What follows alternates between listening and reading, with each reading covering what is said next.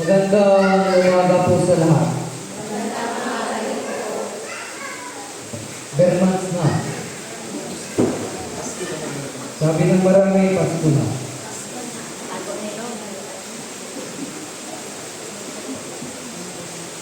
Pag pumasok yung Bermans, ito yung sinasabi natin na parang mga huling panahon ng taon. Excited tayo sa maraming bagay at sa napakahabang mga selebrasyon. Ngunit sa mga bagay na araw-araw natin ginagawa, it is the question of ano ba yung nagpapadumi sa tao?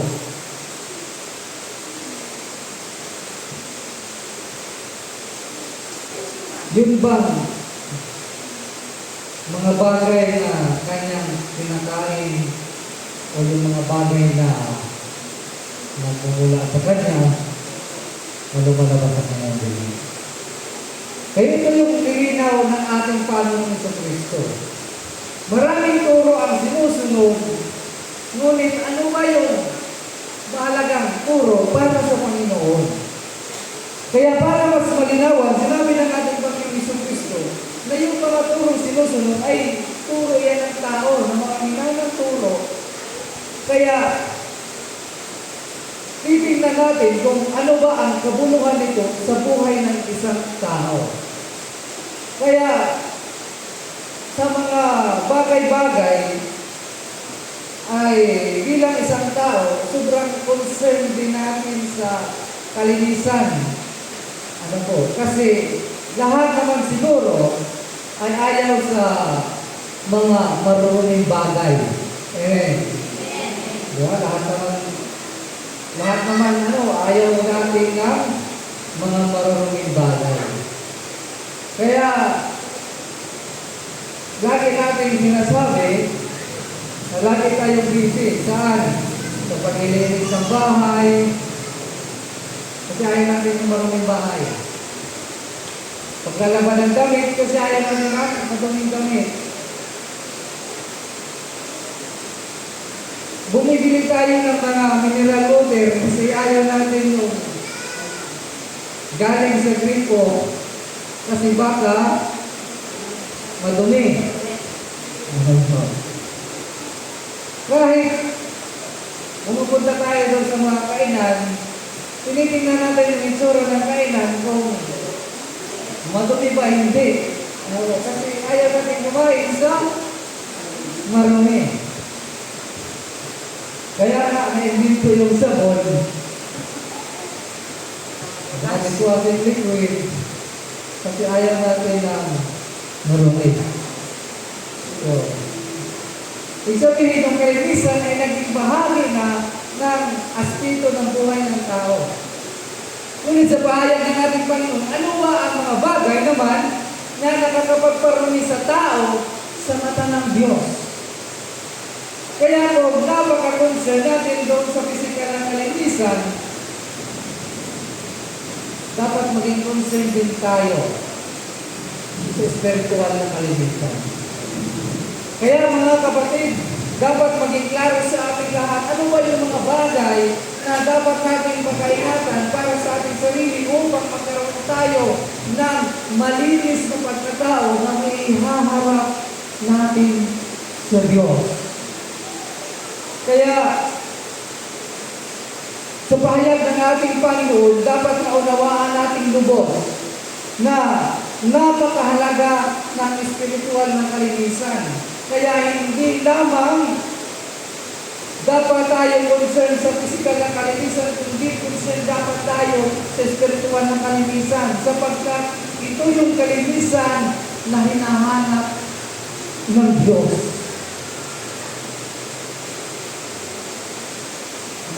Araw-araw, pinagsisikapan natin makaligo. Amen. Kahit mahirap yung tubig. Sino na ba dito ayaw ng maligo dahil walang tubig? Kahit mahirap ang tubig, kahit malayo ng ligo, talagang malakad makaligo lang. because we are concerned of physical cleanliness. Ngunit sa ating spiritual na kalinisan, concerned din ba tayo? Kaya nga, ang sabi ng ating Panginoon Jesucristo, dapat maintindihan at paunawaan nating lahat na magkaiba yung physical na kalinisan at magkaiba yung spiritual na kalinisan. Kaya hindi dapat tayo malilito bilang mananampalataya ng Diyos na ang mga material na bagay ay walang kaugnayan sa judgment ng Diyos. Amen. Kaya nga sa pahayag ng ating Panginoong Jesucristo, ang magpapadumi sa tao ay hindi yung pumapasok sa kanyang bibig. Kaya hindi magpapadumi sa tao yung kanyang kinakain. Sapagkat ang sabi ng Panginoon, ang pagkain ay pumapasok sa iyong bibig, pagkatapos mo na ilalabas mo lang, idudumi mo lamang. Kaya hindi yun ang judgment ng Diyos, hindi niya tinitingnan kung ano yung kinakain mo para maging madumi ka sa kanyang paningin. Kundi ang sabi ng Panginoon, kundi yung mga lumalabas sa iyong bibig sapagkat ang anumang salita na lumalabas sa iyong bibig, ito'y nagmumula sa iyong puso. Kaya hindi kasalanan sa Diyos kumain ng dinuguan. Naliwanag yun. Hindi kasalanan sa Diyos ang kumain ng baboy. Hindi kasalanan sa Diyos ang kumain ng isda na walang kaliskis. Kasi sabi ng Panginoon sa Kristo, walang kaugnayan yan sa ating spiritual na buhay. Hindi kasalanan sa Diyos. Hindi kasalanan sa Diyos yung mamertihan ka kung saan ay birthday ang damdam. Awan mo lang ang kasalanan sa Diyos ang magbalot.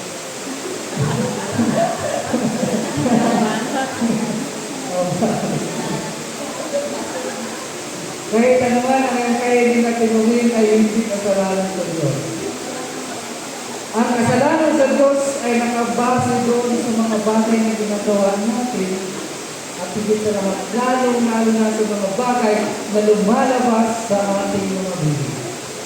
Kaya mga kapatid, mas palingatan natin kung ano yung ating mga sinasabi, kung ano yung ating mga ginagawa, at kung ano yung pakikitungo natin sa ating kapwa sapagkat yun ang tinitingnan ng Diyos.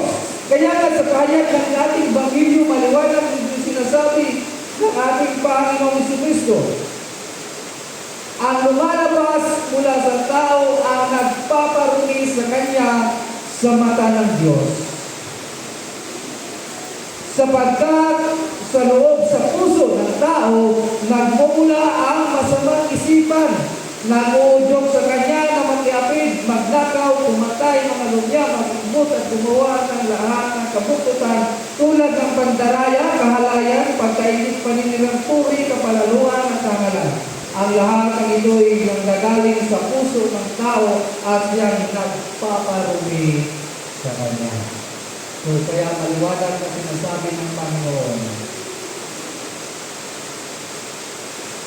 kung iniisip mo, hindi ka kumakain ng dinuguan kasi iniisip mo, bawal at nakapagpapala. Mas malala yung, di ba, hindi ka nga kumain ng dinuguan kasi sa tingin ka kasalanan. Pero mismusa ka naman. Hindi kumakain na walang kaliskis kasi kasalanan daw sa Diyos. Sabi ng Biblia, mapakimbot ka naman, ibitira ka naman. Sa ating pangalawang pagbasa, nilinaw ni Santiago na mayroong mga religious practices. So, ganun din yung pinaya ng ating Panginoon. Yung mga Parisiyo at Saduceo, napaka-concern nila doon sa mga religious practices. Kaya nga sabi ng mga Hudyo at Parisiyo doon sa mga alagad ni Kristo, bakit yung mga alagad mo ay hindi sumusunod sa mga utos na minana mula pa sa mga ninuno. Bakit hindi sila gumagawa ng mga religious practices at iba yung kanilang ginagawa? Kaya sa pagpapayag ng ikalawang pagbasa ayon kay Santiago, nilinaw niya what is all about religious practices. Maraming mga religious practices na sinusunod natin. Amen. Yung ibang religion sobrang higpit sa mga panakala ng mga alituntunin pang religion. Ano po?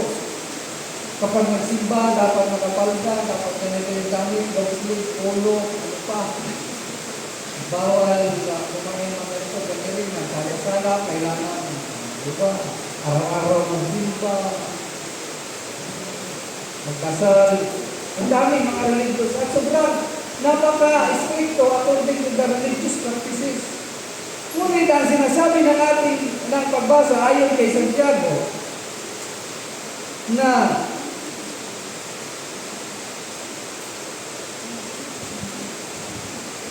mamuhay kayo ayon sa salita ng Diyos kung ito'y pinakikinggan lamang ninyo, ngunit hindi sinasagawa, dinadaya ninyo ang inyong sarili.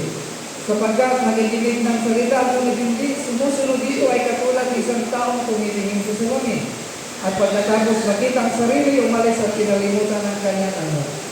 Ang tao sa saliksik ay patuloy na pagsunod sa katusang ganap ng pananampalataya, nagpapalaya sa tao at pagpapalain ng Diyos sa lahat ng kanyang gawain.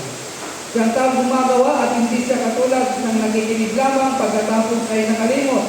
Kung inaakala niyo man na siya relihiyoso, ngunit hindi naman siya marunong magpigil ng kanyang dila, dinadaya lamang niya ang kanyang sarili. Walang kabuluhan ang kanyang pagiging relihiyoso. Minsan kasi sa ating pagka-religyoso, nakapattern na lamang tayo doon sa religious practices and policy. Diba, yung sa atin kasi sa iba, hindi tayo masyadong concern doon sa religious practices natin. Kaya nga ang lahat ay kalayaan. Kalayaan sa pananamit. Basta okay at formal, ayos na sa ating wala tayong sinusunod na guideline na ganito dapat yung, diba, ganito dapat yung sunod pag magsimba. Kailangan dapat may talagang makapal at malaking Bible pag magsimba. Yung mga ganito. Dapat yung schedule ay kailangan sundin sa pagsimba. Kung marami, yung iba ay napakahigpit. Ngunit ang pahayag ng isang Santiago, sabi lamang niya, kung ang inakala ni naman siya religiyoso, ngunit hindi naman marunong magtigil ng pila, dinadaya lamang niya ang kanyang sarili. Ang pagiging religiyoso para kay Santiago, dapat unang-una nagmumula ito sa bukal ng puso upang makagawa ka ng mabuti. Kaya the more na you become religious person, ano mo, pag sinabing religious, pag sinabi kasi religyoso, ito yung mga taong masyadong or bounded by the practice and tradition of the church. Diba, kung makatingin tayo, makatingin sa sarili, parang walang bahid na kasalanan, manood, magsuot ng damit ay talagang religious na religious. Ano po, may mga malaking bibig na sa riluhan minsan, malaking Bible, minsan yung kasimba may batang sa ulo. Anong pwede natin? Kung ganun tayo kabanal, tingnan, dapat yung pag-uugali, sabi ni Santiago, ganun din kalinis. Kasi, simba ka ng simba, dasal ka ng dasal. Kasi yung ugali, parang hindi naman nagasisimba, ay wala din kwenta yung pagiging relihiyoso. Mahaba kung magdasal. Araw-araw nagasimba. Ismusa naman, sabi ni Santiago, wala din kwenta ang yung pagiging relihiyoso. Amen. Maliwanag sa ating mga pagkakita. Kaya kung gano'n yung ikang religious, kailangan marunong kang magpigil at mag-control sa iyong sarili na hindi makagawa ng masama. Sapagkat ang pagiging religiyoso must be bounded by the practice. Kailangan ginagawa siya sa paggawa ng mabuti. Kasi yun ang turo ng Diyos.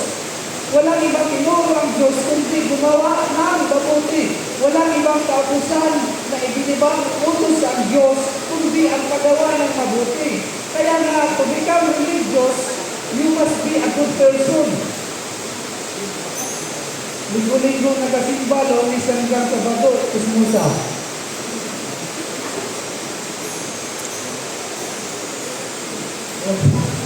Natawa. Religyoso yung datingan, pero ingitero.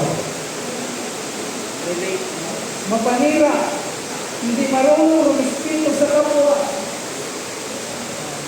Diba? Kung mga panlakay, nagkawan ng Bible. Formal na formal. Tapos maninira naman ang ibang relihiyon.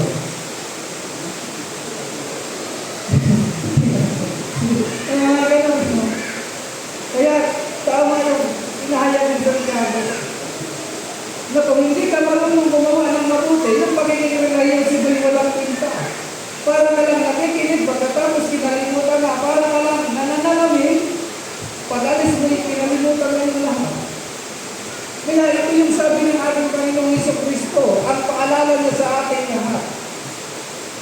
Yung pagiging relihiyoso mo ay hindi basihan at batayan para sabihin ng Diyos sa ikaw ay mabuting tao na. Yung pagiging madasalin mo, yung pagiging palasimba mo, hindi yun ang binabantayan ng Diyos sa iyong buhay, sa iyong buhay. Ang tinitingnan ng Diyos kung ano yung laman ng iyong puso.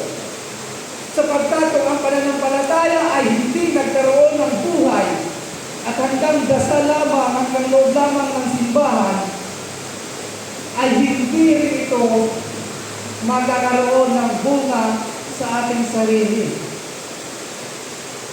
Kaya mga kapatid, pagsikapan natin. Bagamat mahirap magpakabait kung maraming demonyo sa paligid.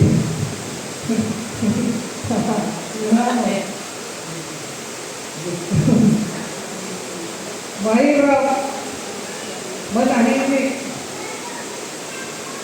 kung may nakakahiglan sa loob ng bahay. Talagang mahirap magpigil kung yung mga kasamahan mo ay ang sarap-sarap ng buhay. Kaya pagsikapan natin. Tandaan natin mga kapatid, religiosity is not only bound by the practice of the church. Ang pagiging religyoso, hindi yan nakabatay kung ano yung panuntunan sa loob ng isang relihiyon. Kung pinispekto pa,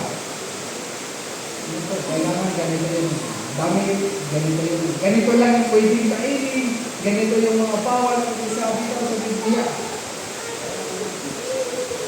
Sabi ni Kristo, dapat maliwanag sa ating lahat, ang turo ng tao ay turo ng tao.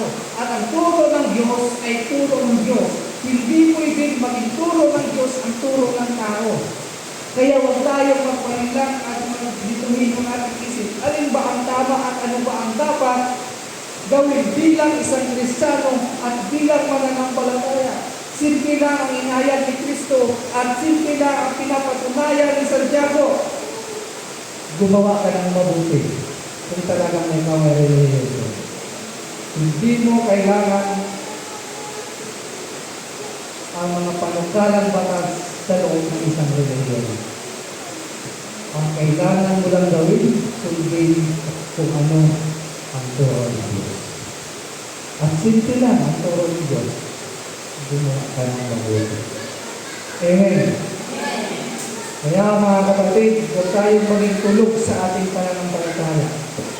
Patuloy tayong magiging gising sa ating panambahan at paglilingkod sa Diyos. Sapagkat ang tunay na relihiyon ay nagpapalaya sa kalooban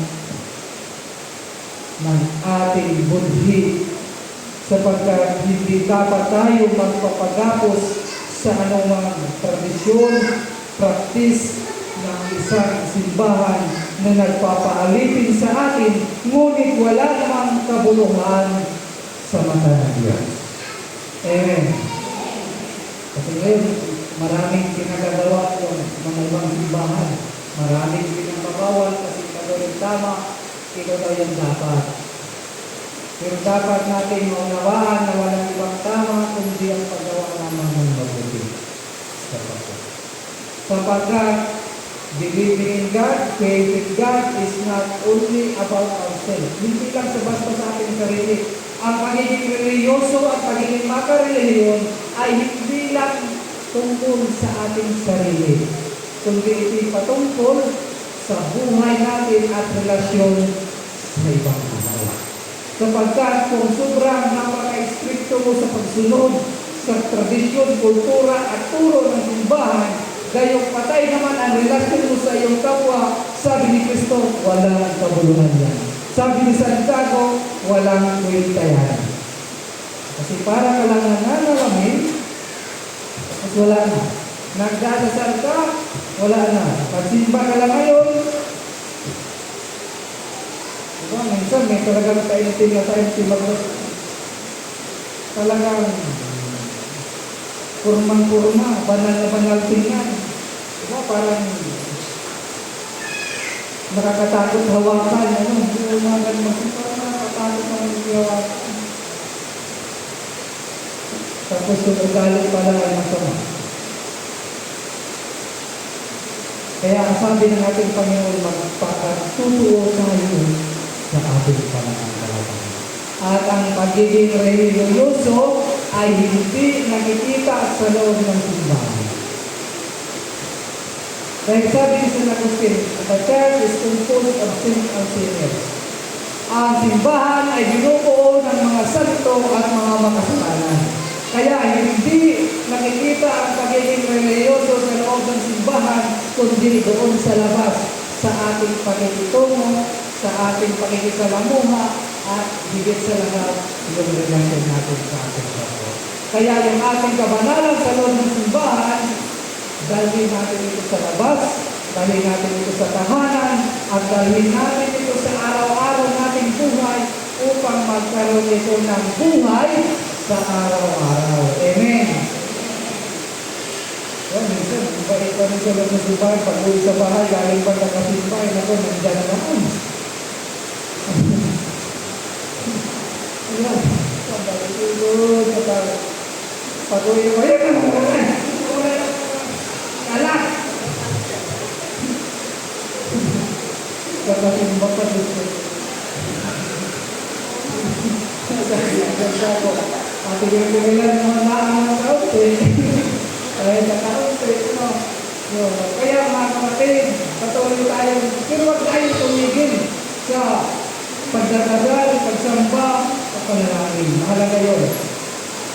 Dahil mahirap magpakabait kung wala ang tulong ng Diyos, hindi natin magawa ng mabuting tao. Tandaan po natin yan. Kung wala ang tulong ng Diyos, hindi natin magagawa ng mabuting tao. Kahit hindi natin makontrol yung ating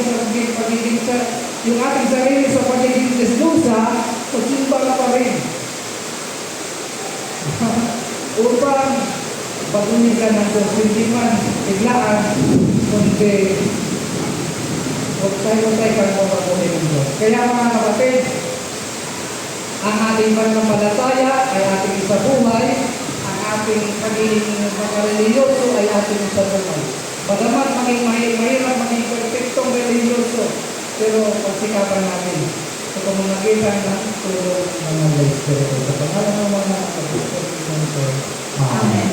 Magtatayo po ang lahat para sa sumasampalataya. Tayong lahat, sumasampalataya tayo sa isang Diyos o ng mga pangalan. Nalumikhaan ng langit at lupa, ang lahat ng nakikita at inumibig na. Sumasampalataya tayo sa isang Panginoon sa Kristo. Butong anak ng Diyos mula sa mga kabutan mula pa. Diyos buhat sa Diyos, liwanag buhat sa liwanag. Diyos na nakaupo sa Diyos na totoo. Hindi anak hindi sa pagka-Diyos na kami. Sa pamamagitan niya nalikha ang lahat, na para sa ating matawag sa ating kaligtasan, ilanawag sa buhat sa langit. Sa pamamagitan ng kapangyarihan ng Espiritu Santo, ay pinanganak sa amin na lalagyan sa gintaan. Ipinakasto sa lahat ng sa ating mga panahon ko sa pilata. Nagpakasakin ng matay ng nilibig at naging buhay sa tatlong araw sa katuparan ng nakasulatan.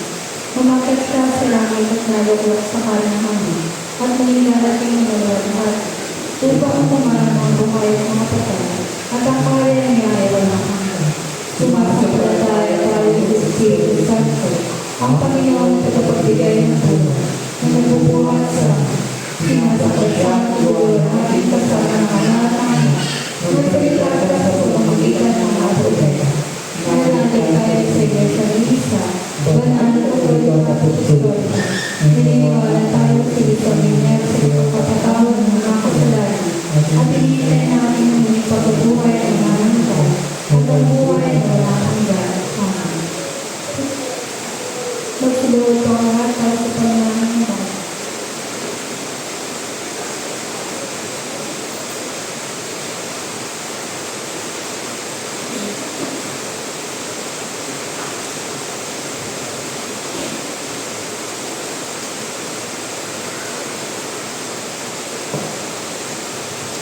Manalangin tayo para sa buong Iglesia ni Jesucristo at para sa lahat ng tao ayon sa kanyang kanilang. Makapangyarihan at walang hanggang Diyos, itinuro mo sa amin sa pamamagitan ng iyong banal na salita na manalangin at magpasalamat para sa lahat ng tao. Isinasamo namin sa iyo na tanggapin ang aming mga panalangin na iniaalay namin sa iyong mga Diyos na pamahalan. Manalangin tayo. Idinadalangin namin ang iyong banal at pangkulhatang iglesia, lalong-lalo na ang Iglesia Filipina Independiente. Puspusin mo ito ng katotohanan, katwiran at kapayapaan, at ipagkaloob mo sa lahat ng sumasampalataya sa iyong banal na pangalan, na magkasundo sa katotohanan ng iyong banal na salita, at pamasamang mamuhay sa pagkakaisa at pag-iibigan. Manalangin tayo. Bigyan mo ng biyaya ang mga makalangit, ang lahat ng obispo, pari, diakono at mga seminarista, lalong-lalo na si Joel Polares na aming obispo Maximo, si Arnold Damayan na aming obispo Diocesano, at si Reverend Father Roy Densi Mumada na aming pari. Sa pamamagitan ng kanilang pamumuhay at pagtuturo, ay maipahayag naman nila ng buong katapatan iyong tunay at nagbibigay buhay ng salita at mapamahalaan ng iyong mga banal na sakramento. Manalangin tayo. Sinasama rin namin na pagbabayan mo ang mga puso ng lahat ng namumulong sa pamahalaan ng bayan ito at sa iba't ibang bansa. Magpasinawa sila ng buong talino at may katarungan at mapalagalan nila ang kalayaan, kapayapaan at kagalingan ng iyong bayan. Manalangin tayo. Isang katauhan ay pagkaloob mo ang iyong makalangit na biyaya, lalong-lalo na sa First Sunday Mass Control, sa mga magdiriwang at nagdiriwang ng kanilang kaarawan na sina Eden Manalo, Rafael Perlas, Marcel Saludes, Joma Benny Mungada, Lisa Joy Kanya, Randy Maray, Chris Amfrenian, Rael Sales, Arvin Sales, Marco Rizman Masano, Yana Villa Vicencio, at Marvelio Perez. At sa kongregasyong ito, dinggin at tanggapin nawa nila ang iyong banal na salita na may kababaang loob at masunuring puso at paglingkuran ka na may katapatan sa lahat ng araw ng kanilang buhay. Manalangin tayo.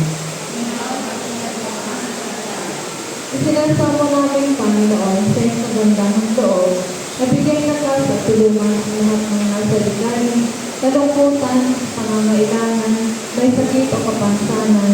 Manalangin tayo. Naalaala namin sa iyong harapan ang iyong mga lingkod na sa makabilang buhay na sumasampalataya kay Kristo. Isinasamo namin igawan mo sa kanila ang patuloy na pagyabong sa pag-ibig at paglilingkod sa iyo. Manalangin tayo. Pinupulay rin namin ang iyong banal na pangalan para sa lahat ng iyong mga santo. Bigyan mo kami ng biyaya upang makasunod sa kanilang mabubuting halimbawa at kami kasama nila makarating nawa sa kaganapan ng iyong banal na pangalan. Tugunin mo na ang aming mga panalangin, alang-alang sa kanya na laging nabubuhay. upang mamagitan para sa amin. Siya na iyong anak at aming tagapagligtas na si Yesu Cristo. Amen. Magsitayo sa mga